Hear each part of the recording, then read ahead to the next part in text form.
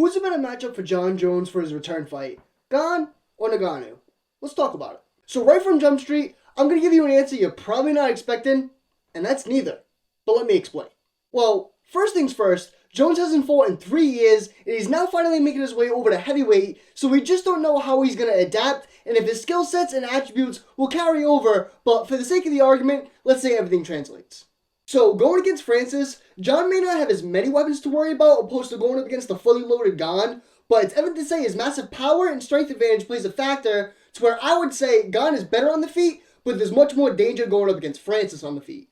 I would also submit that Jones would probably have a harder time trying to wrestle such a physical presence in Ngannou opposed to Gon, and he'd have to be more measured with his overall approach because of the power threat coming back to him. Now with Ciryl, even though Jon's still going to have a longer reach, I believe Ciryl's ability to dart in and out on top of his layered offensive and defensive skills and his unpredictability could give Jon problems, especially early on in the fight. A lot of people want to bring up what Ngannou did to Gon in the wrestling department in their fight, and it is an evident point to make because Jon is clearly the superior wrestler to Francis, but keep in mind, Gon had almost perfect takedown defense up until then, and I personally believe the takedowns were as successful as they were because of the act of surprise.